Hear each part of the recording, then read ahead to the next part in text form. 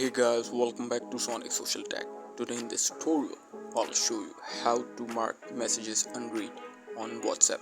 So just follow these simple steps and make sure to watch the video through to the end.